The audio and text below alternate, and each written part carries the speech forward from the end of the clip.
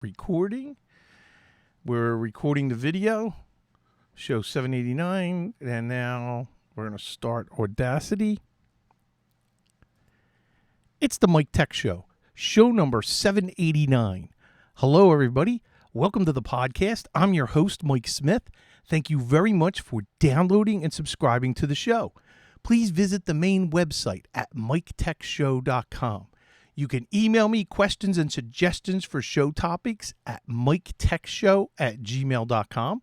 You can leave me a voicemail message on Skype. The name is Mike Tech Show, all one word, on Skype. Follow me on Twitter, twitter.com/Mike Tech Show, and also facebook.com/Mike Tech Show.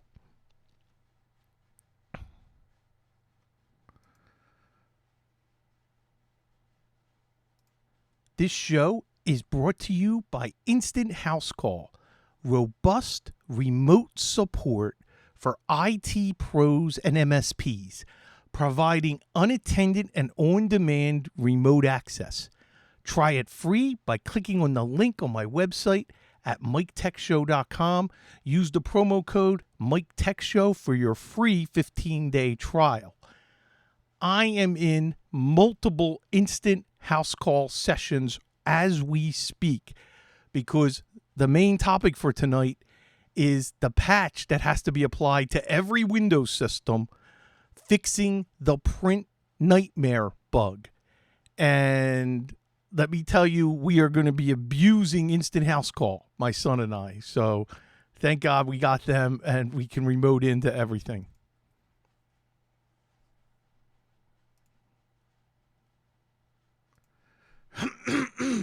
Excuse me. Okay. So, that's a little bit about tonight. Tonight's show, the Microsoft PrintNightmare patch update. We're going to dive deep into that a little bit. And then the Synology DSM 7.0 operating system update. I applied it on mine. And I want to talk about that. So, a couple days ago, there was an announcement that there was a flaw with the print spooler service that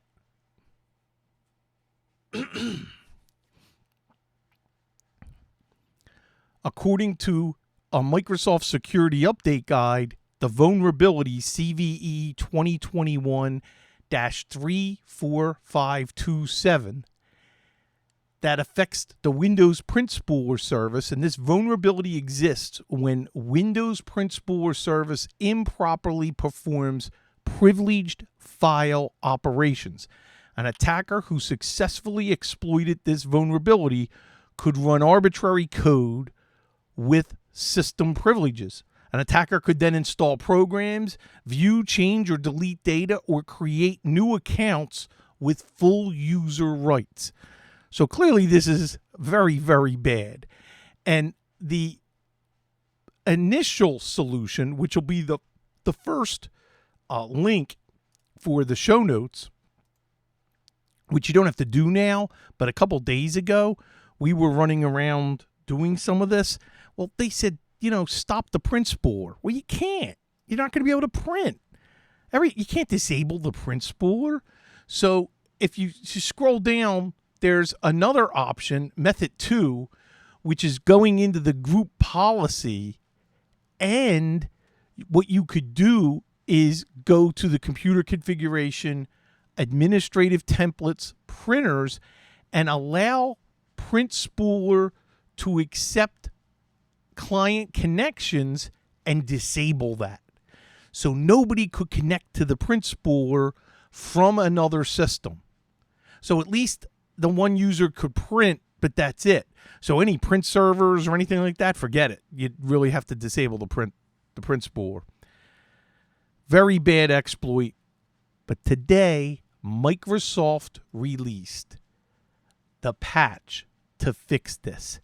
And what they've done for this critical patch is they took the cumulative update for July, which would have been released next Tuesday, and they released it early. So this is the the update that you will see. Let me pause that. I'll actually read the update.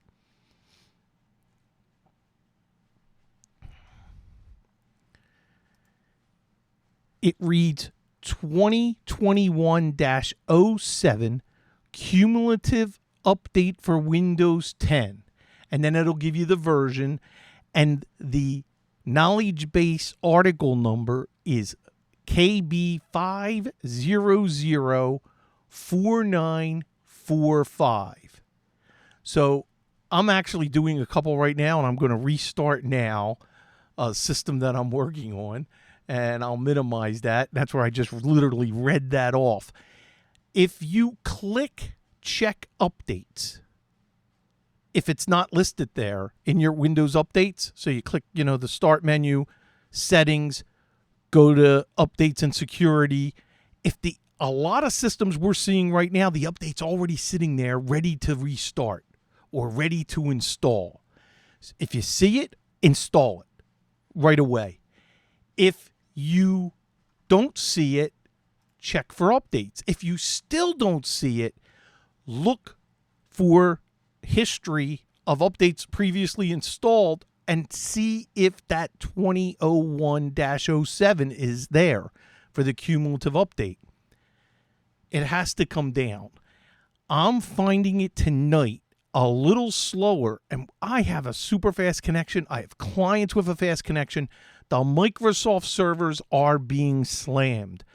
So whenever you hear this podcast, if you did not check that update, if you have clients that you take care of, you got to make sure that this update's applied. This is how you justify yourself to all of your clients. This is why you're doing it. This is why you have clients, so you can be the first. Don't let them find this update before you and say, hey, should I apply this? And then they're thinking to themselves, why didn't you tell me? So we're updating all of our systems that we manage, that they are on a retainer client, a contract with us. Then we're taking care of that. If you're not on a retainer contract, but maybe we've worked on your system, we're not doing that tonight, because the priority are the clients that are on retainer. So right now, my son's applying to one for, we have like 45 systems with one client, so he's taking care of that tonight. Now, why am I doing this tonight and a Wednesday night? Yes, because this is important, but this was supposed to be a Tech Vets. Carrie couldn't make it tonight, and I was going to do a Mike Tech show Thursday night. My Friday is stacked up so big for 3 different jobs running all day, an email migration on Saturday. This is material for the next few weeks. So you'll hear about all of these stories from the trenches from this Friday alone. Probably could be 3 shows. So we'll condense it. Because of that, I got to go to bed super early tomorrow night. So there was no Mike Tech show. Since there was no Tech Vets tonight and we got this emergency patch, I'm like, all right, I announced that I would do a show. So that's why I'm recording tonight on a Wednesday night, July 7th, with this important Microsoft update that you have to apply. That you got no choice. This is one of those updates you want to run. So with that, I think I spent enough time on that. I want to dive into the Synology 7.0 update, the DSM 7.0. I've been reading things about that in the Synology group that I belong to on Facebook, and I'm thinking, wow, I got to see if it's there. So first, you have to make sure, anybody that has a Synology, I have 2 more links that I'm putting in the chat, and I'm going to include it in the show notes, obviously. One is a link to the update for every model that it supports. So you need to know your Synology model. Now, I have an older model. I have a DS416J, and I manually downloaded the update. Some systems, if you go in to updates and restore option from the control panel within the Synology operating system, it will tell you that 7's available. Now, mine didn't, and I made sure I had the latest, greatest 6.2, and then there were no more updates, and then after I just kept checking, so I'm like, okay, great. Now I can manually install 7. Do not attempt to install the 7.0 operating system unless you know you have a full backup. I have 2. I have a grandfather backup that does update with Amazon Glacier. Very cheap, but it's expensive. They hit you when you need to do the restore. I have a local backup, which is free using the Hyper Backup utility. I have a big external drive that's multi-terabytes that I back up every night. So I make sure if it doesn't back up, it notifies me because I have the notifications turned on. One of the things that you gotta make sure you got one or the other, a local backup or a cloud backup. Don't even think of trying this without it because it's nerve-wracking because it takes a lot of time. And, I just realized someone listened to this. They're like, Mike, what's a Synology?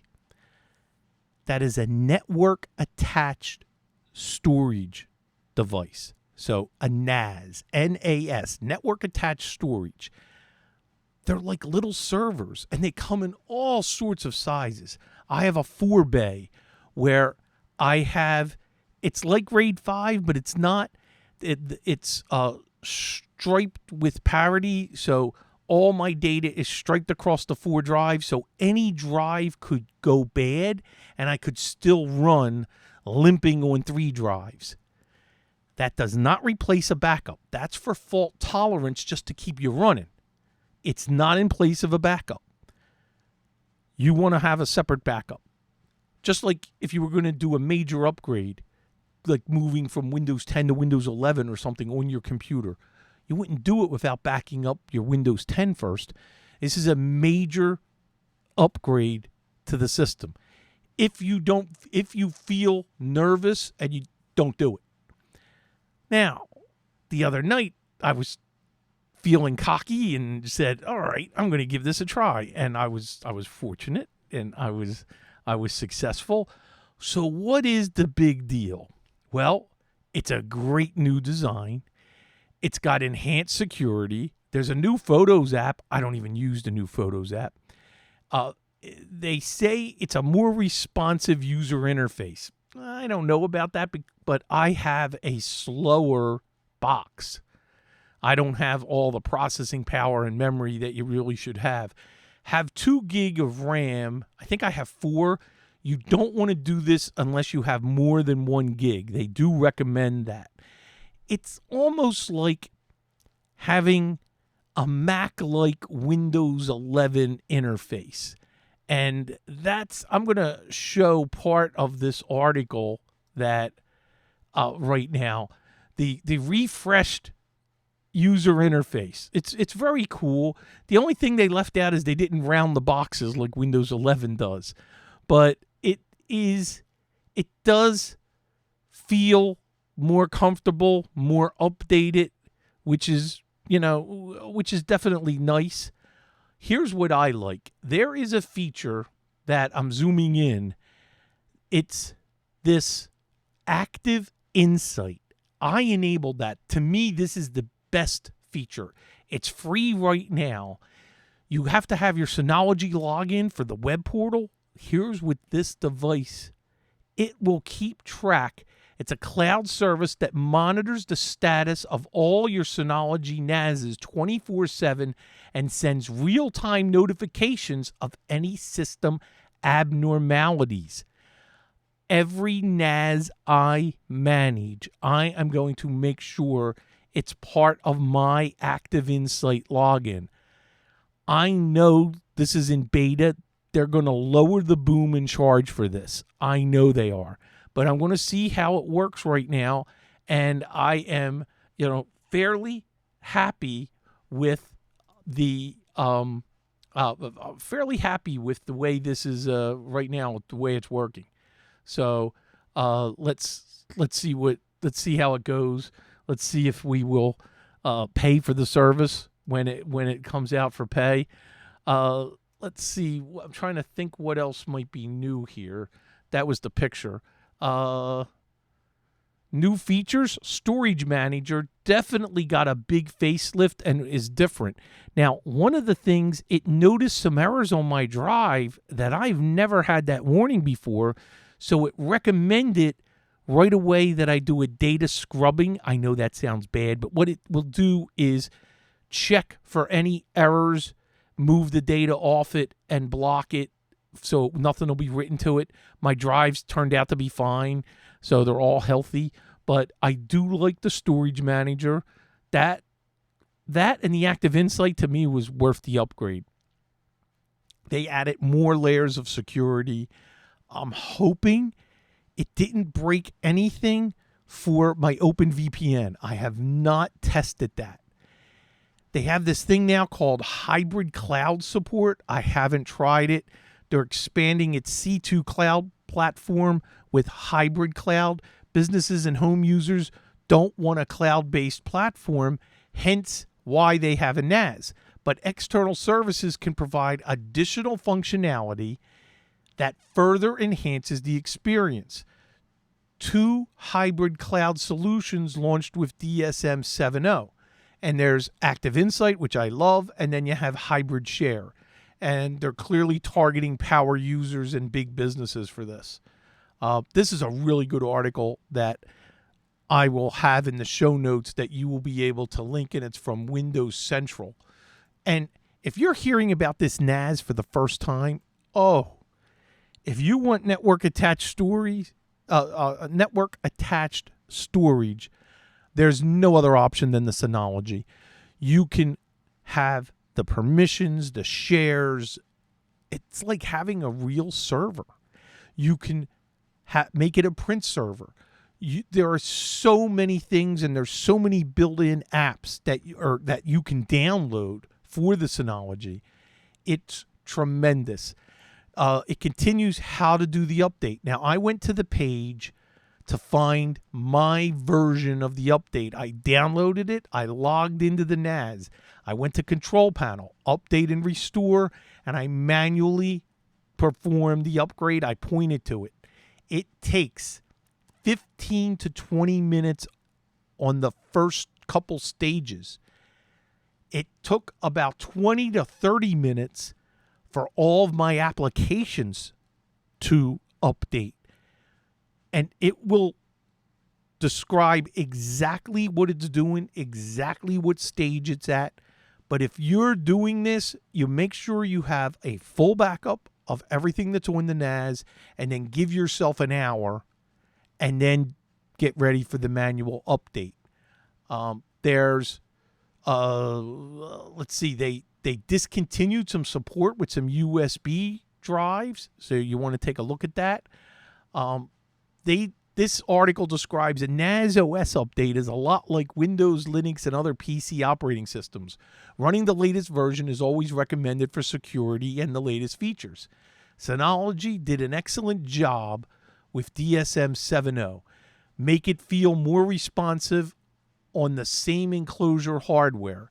The addition of some cloud-based feature is also welcomed. They gave it a 4.5 out of 5. I agree with that. I think it is worthy of updating it, and, take it, just take it easy, prepare. One of the things that, if your Synology is just way too old, don't do it. So make sure that the download for that update, make sure it's there, and that's it. The links for tonight's show really describes everything. So you'll have no worries about anything I'm talking about, the Microsoft patch or the DSM 7.0. That's it. So short show tonight. No post show tonight. And I want to thank everybody for joining. And if you have questions about the Synology, email me, miketechshow@gmail.com. That would be great. I would include it in the show, and I would absolutely do my best for answering them. If you purchase anything from Amazon or know anybody that purchases from Amazon, use my link. It's in the show notes under support the show using this Amazon link. Carrie Holzman and I, we share this link and split the proceeds. If you purchase anything, before you add it to your cart, click this link or save the shortcut for this link and then add the items to your cart. When you check out and pay for that, a small commission comes to Carrie and I. Your price stays the same. Why not when you're buying the Amazon items? Why not just help us out? It's a great way to support our shows. We really appreciate that. Fabs Auto Backup Pro 7.0. Tremendous program for transferring your settings from one system to another. We love it. And then, of course, as transfer your settings and your data, of course, instant house call. I'm living in that right now. It's saving us for being able to remote in and take care of all this patching that we have to take care of. So go to instanthousecall.com. That's it. Hopefully see you back next week, regular time, same channel. Bye-bye, everybody.